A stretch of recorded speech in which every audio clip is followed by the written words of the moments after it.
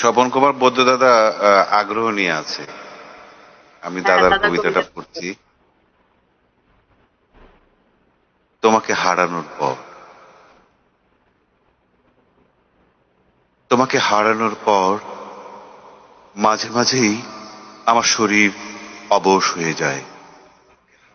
কখনো বা জ্ঞান হারিয়ে ফেলি। শরীরের তাপমাত্রা হিমাঙ্কের নিচে নেমে আসে। একটা অদ্ভুত দুশ্চিন্তা আমাকে তাড়িয়ে নিয়ে বেড়ায়। প্রকাশ্য দিবালোকেও গন্তব্য পথ খুঁজে পাই না আমি। শ্বাস প্রশ্বাসের মাত্রা বেড়ে গিয়ে দম বন্ধ হয়ে আসে।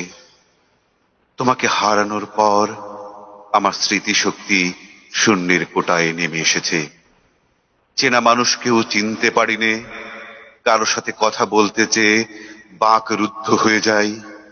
পৃথিবীর সৌন্দর্য কাকে বলে বুঝতে পারি না।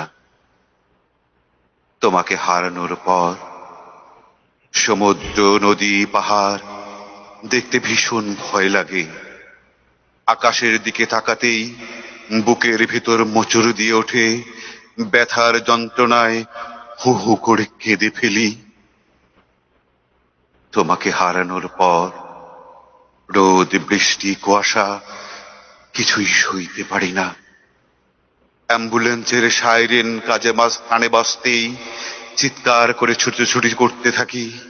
মনে হয় ওই অ্যাম্বুলেন্সটা আমার কাছ থেকে তোমাকে ছিনিয়ে নিতে এসেছে। অমনি দৌড়ে ঘরের ভিতর দরজা বন্ধ করে দেই। সন্ধ্যাকাশে উড়ে যাওয়া বুনো হাঁসগুলোকে দেখলেও কেন যেন ওদের জন্য ভয় হয়। রাতে ঘুম রাতে ঘুমে চোখ জড়িয়ে আসতেই বারবার অজানা আতঙ্কে চমকে উঠি।